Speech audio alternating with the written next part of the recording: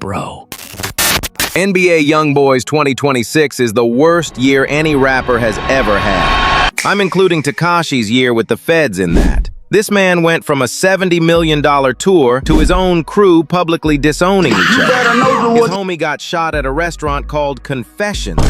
You can't write that. And YoungBoy's response? He canceled Rolling Loud and said he needs time away. Bro. Lil Durk is in a federal cell right now fighting a murder-for-hire charge, and he's still having a better year. Let that sink in. This is the full breakdown. Every L, every fumble. Let's get into it. Chapter 1. The Memo. 600 Disrespect. December 2025. YoungBoy's on the MASA tour selling out arenas, and while he's gone, Memo 600. From Chicago, OTF. The Ops pulls up to Baton Rouge. He didn't sneak in. He didn't wear a disguise. This man made an Instagram vlog, riding through the city, eating at local restaurants, taking pictures at landmarks, like he was reviewing the city on Yelp. Bro, a Chicago rapper walked through YoungBoy's hometown, where 4KT is supposed to run shit, and walked out with a full stomach and a smile. Nobody stopped him. Ben 10 reportedly went looking for him. Drove around the city strapped, posting videos like, whatever, man, Memo, whatever. Man, that nigga down here, literally down here. Ask him where to meet at, or tell him to pull up the Valley Park. Memo was already at the seafood spot ordering extra butter. He ate, posted, and left, untouched. That's not beef, that's a vacation. The man took a trip to enemy territory and treated it like Airbnb.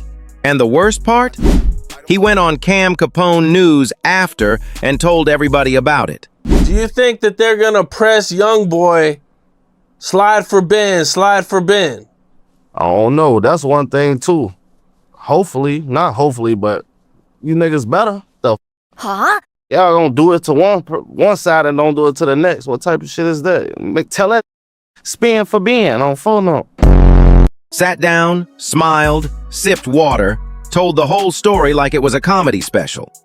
When your ops can walk through your city, eat your food, post about it, and then go on a podcast to brag, that's not disrespect. That's a Yelp review of your entire operation. And right now, 4KT is sitting at 2 stars. Chapter 2. The $500,000 bond. Early 2026. YoungBoy's trying to start the year fresh, and then his brother goes and catches a $500,000 bail. This man allegedly pistol whipped his girlfriend, and then tried to shoot somebody named Lil Dump. Same day. Bro, that's not a crime. That's a to-do list. 2 felonies before lunch. That's not impulsive. That's time management. $500,000 bail. You could buy 2 houses in Baton Rouge with a pool. YoungBoy's overseas trying to clear his head while his own blood treats felonies like a fucking Pokemon game. YB could open Never Broke Again bail services and he'd be his own #1 customer. Baton Rouge was already on edge. Cleasy 5 just got murdered. City is heated. And his brother picks this moment to go on a crime spree. Timing? Impeccable. Judgment? Non-existent. His own brother is giving the feds more paperwork. Chapter 3. The Confessions shooting. And YoungBoy's 2026 just keeps getting worse. April. His close affiliate Ben 10 gets shot inside a Houston restaurant called Confessions. The restaurant is literally named Confessions. You can't write this shit. The shooter? All-Star JR from Detroit. Now, I'm not gonna go deep into his story. That's his documentary. What matters for this video is what it meant for YoungBoy. Your day one just got shot. In a city that ain't even yours. And you're overseas. You're in Norway or Finland or wherever the hell they have reindeer. Your boy is in a hospital bed and you're eating smoked salmon in a fjord. That's not a good look. That's another L on a year that's collecting them like Pokemon cards. And the streets noticed. They started asking, where was the crew? Why was Ben 10 alone? How does a 4KT affiliate get shot at a restaurant with no backup? Those questions aren't about All-Star JR. Those questions are about YoungBoy's operation, his leadership, his structure. All-Star JR got arrested by the feds 14 days later. Cool. Karma handled that. But karma didn't fix the real problem. which is that in 2026, being close to NBA YoungBoy is starting to look like a liability instead of protection. First, Memo walks through Baton Rouge untouched. Then his brother catches a $500,000 bail. Now his affiliate gets shot at dinner. See the pattern? It's not one bad moment, it's a system failure. And the system's name is 4KT. Chapter 4. The crew falls apart. So Ben 10 just got shot. The streets are asking questions. And the biggest question is, where the fuck was OG 33? Huh? For those who don't know, 33 is a founding member of 4KT. This man has the logo tatted on his face.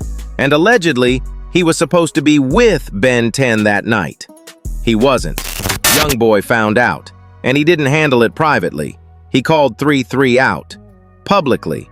On the internet. In front of millions. When your boss, your blood brother, has to publicly disown you on social media, that's not a falling out. That's a termination letter with a read receipt. And then, weeks later, 33 posts on Instagram. I miss NBA YoungBoy. Bro, he didn't lose your number. He blocked you. You don't miss someone who cut you off, you apologize. Then Bezo187 gets caught on a call saying he really dislikes YoungBoy. Man, that's their daddy. You don't hear them boys calling them pops and all that shit, man. These niggas got a cope or some shit going on now.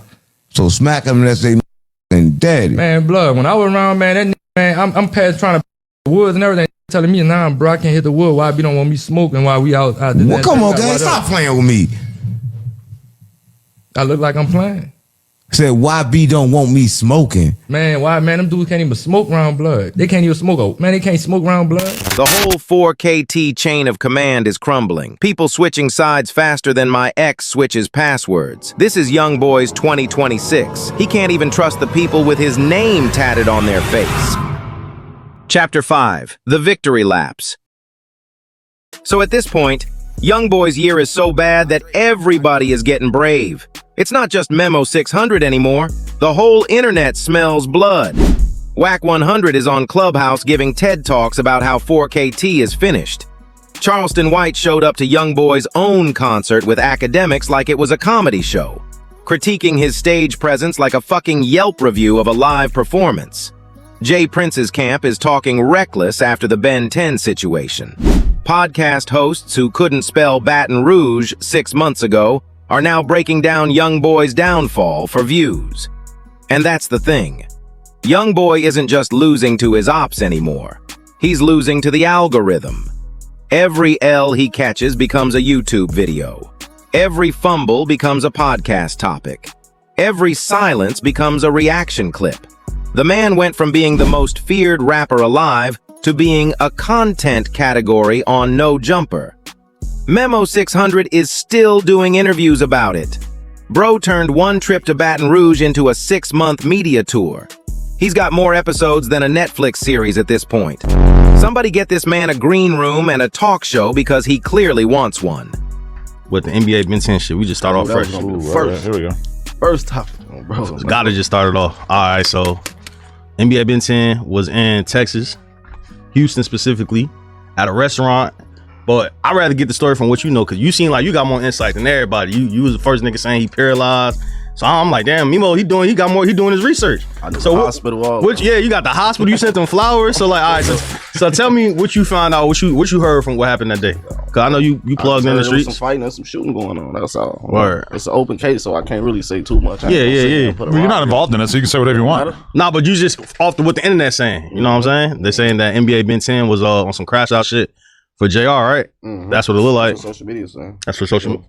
They're saying Jay Prince Jr. was directing the whole thing. Yeah, then got up out of it on him. I don't know if that's true or not. But when you saw that happen and you just sort of immediately took it as an opportunity to gloat. Yeah. Same thing they did to us. Well, same thing they did to my homie. I ain't gonna say us as an organization as a whole. No. Yeah, but you just talking about like you and your friends. Yeah, same thing they did to my mans. And but what made you not want to take the high road in that situation? Because you could have just not said anything. You could have played the classy role. I couldn't hold it in. He was just. See, I be chopping it up. Crazy though, fool lost his legs and that shit. So you think he paralyzed for sure? Confirmed. I know it. Because there was like a photo of him like standing up in the hospital. So what like doing with what? I don't know. I just seen like a photo. It looked like he was like standing up. So you saying it's 100% confirmed NBA Benson is paralyzed? Yeah. And how do you know that? I got my resources. That's crazy if it is though, right? Because it's like shit happen every day, B. Bro. You started the NBA Ben 10 challenge, all type of shit. Like, you know how this shit go, man. What was the first thing he said to you? Because his first response back to the internet. I could feel it though. He didn't want to respond to me. But as a real street nigga, like I hit him like, damn, I know you ain't going out like that, bitch. Yeah. He get that. You know I can't. You know? He didn't think I was gonna screen. I was bogus for screenshotting it though. We had a real conversation. That ain't no shit you post with it. It was just funny to me. I was shocked. I was actually sitting on the side of her. Damn, this nigga Ben just replied. Wrote back, yeah. They talking about he dead. How the f he replying back to me? His response back to you was the first time we even seen that. All right, bro, still responding. Nobody, you know what I'm saying? He ain't even nobody was was talking live and none of that until he responded back. To me, I didn't even believe it was him. I thought it was his team. Bro. Yeah. Nah, that's wild, man. So, And the worst part? None of these people are scared of a response. None of them. 2 years ago, saying YoungBoy's name wrong would get you trending for the wrong reasons. Now, people are building whole careers off clowning him. Charleston White got comedy tour dates from talking about this man. YoungBoy went from being the final boss of rap beef to being everybody's first podcast talking point. And he still hasn't said a word. At this point, the silence isn't mysterious anymore. It's just quiet. Chapter 6. The White Flag. May 7th, 2026. NBA YoungBoy was supposed to headline Rolling Loud Orlando, Sunday night closer, biggest hip-hop festival on the planet. He canceled. Instagram story. I just need some time away from traveling and performing right now. Bro, you did a 42-show tour last year that made $70 million. That's when you travel. Now, when your crew is falling apart, your homie got shot, and Memo 600 is doing press tours. Now you need time away? That's not rest. That's retreat. And in rap, retreating is a death sentence.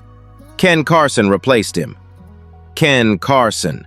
A man with the energy of a depressed Sims character replaced the most streamed rapper of his generation. Rolling Loud reposted YB's message and announced Ken literally minutes later. No soft transition, just sad to see him go. Anyway, here's Ken. That's how fast this industry replaces you when you go quiet. YoungBoy is the quietest he's ever been, in the loudest year of his career. Chapter 7. Open Season. 2 years ago, you couldn't say a word about NBA YoungBoy without 4KT flooding your comments. The slimes were militant. They'd find your page, your mama's page, your dog's page. Now, it's open season. Everybody's got something to say. Disrespectful posts everywhere, TikTok edits, memes, reaction videos to reaction videos. The internet doesn't fear YoungBoy anymore. They watch him, and there's a difference. When people fear you, they stay quiet. When people watch you, they make content. And right now, YoungBoy is the content. The 2018 version of this man would have dropped 3 songs and a music video the same week any of this shit happened. Hi Haters era YB, Outside Today YB, they wouldn't recognize the man canceling Rolling Loud and going silent. That's the saddest part of this whole breakdown. It's not that he's losing, it's that he's not fighting. And the fight is what made him. The pain turned into anthems. Now, it's just pain.